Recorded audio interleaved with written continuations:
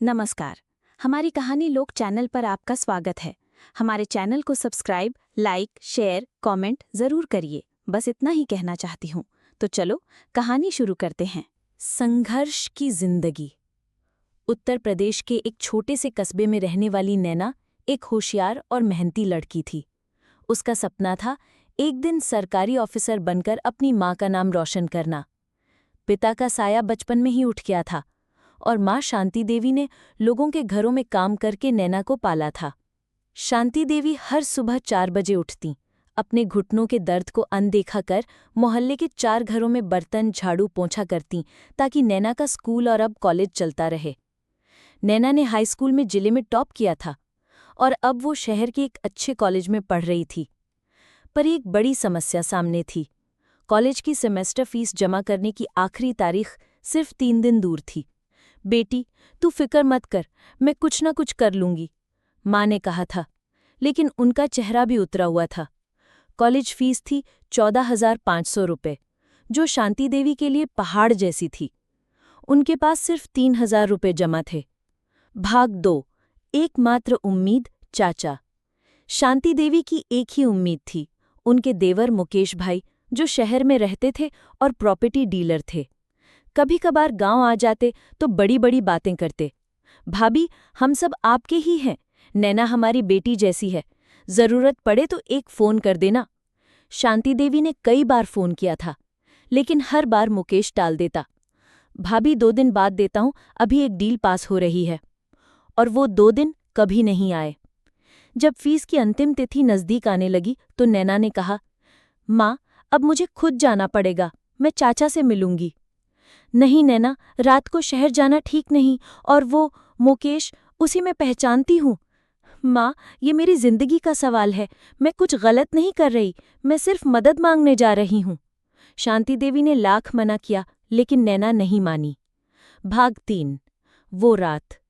उस दिन कॉलेज से आने के बाद नैना ने अपनी पुरानी सलवार कुर्ती पहनी, बाल बांधे और एक पुराना बैग लिया। माँ के आंसुओं को देखकर उसका मन रोने को हुआ, पर वो मजबूती से बोली, मैं चाचा का इंतजार करके वापस आ जाऊंगी माँ, चिंता मत करना। नैना बस पकड़कर शाम 7 बजे शहर पहुंची। वहां से वो सीधे चाचा के दफ्तर गई, लेकिन ऑफिस बंद था। चौकीदार ने बताया कि मुकेश सर किसी पार्टी में गए हैं और देर रात तक आएंगे। वो वहीं पास के एक मंदिर में बैठ गई। समय बीतता गया, 9 बजे, फिर 10। भूख लगी, डर भी लगने लगा, लेकिन हिम्मत नहीं टूटी। जब 11 बजे मुकेश चाचा वहां पहुंचे तो नैना तुरंत उनके पास गई। चाचा, नमस्ते, मैं नैना, भाभी की बेटी। अरे नैना बिटिया, तुम यहाँ इस समय? चाचा, फीस की आखिरी तारीख है, सिर्फ 2 दिन बचे हैं। माँ ने बहुत कोशिश की, लेकिन अब हम आपसे ही उम्मीद लगाए हैं। अभी तो पार्टी से आया हूँ और पैसे की व्यवस्था करनी पड़ेगी, चलो मेरे साथ घर, वहीं बैठकर बात करते हैं। नैना कुछ घबराई, लेकिन उसे लगा शायद चाचा घर जाकर कुछ पैसे देंगे। भाग 4। एक औरत की मजबूती।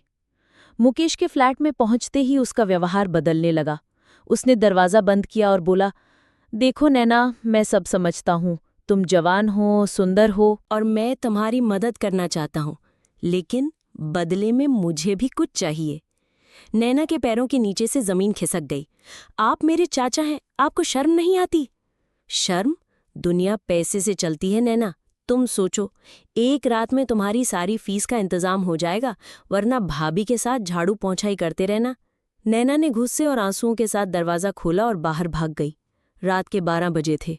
सड़कें सुनसान थीं, पर वो भागती गई, अंधेरे में, अकेली, डर के साथ, लेकिन आत्मसम्मान के साथ। भाग 5। नया सवेरा। नैना किसी तरह बस अड्डे पहुंची और सुबह 4 बजे तक गांव लौट आई। माँ जागी हुई थी। जैसे ही दरवाज़ा खुला उन्होंने दौड़कर नैना को गले लगा लिया। बोल न बेटी, क्या हुआ? नैना फूट फूट कर रो पड़ी। माँ को सब कुछ बता दिया। शांति देवी का चेहरा सख्त हो गया।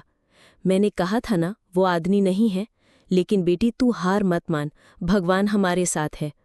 अगले दिन शांति देवी अपनी एक मालकिन के घर काम करने गईं, जहां उनकी हालत देखकर रेखा मैडम ने पूछा, क्या बात है शांति, परेशान लग रही हो? शांति देवी ने सारी बात बता दी। रेखा जी शहर के एक एनजीओ में काम करती थी।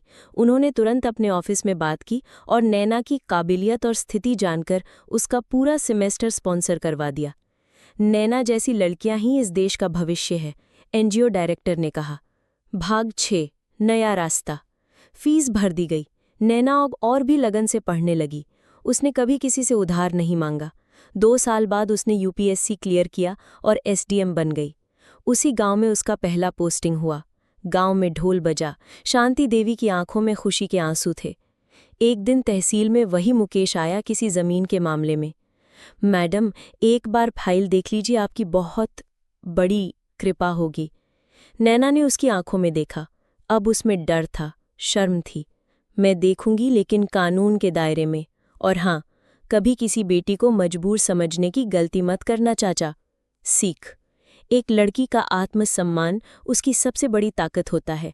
हालात मुश्किल हो सकते हैं, लेकिन इरादे पक्के हों तो कोई भी बाधा बड़ी नहीं होती। माँ बेटी का साथ हो तो दुनिया की कोई ताकत उन्हें हरा नहीं सकती। हमारे चैनल को सब्सक्राइब, लाइक, शेयर, कमेंट ज़रूर करिए। बस इतना ही कहना चाहती हूँ। तो चलो मिलते हैं अगले नए प्रेस कहानी में।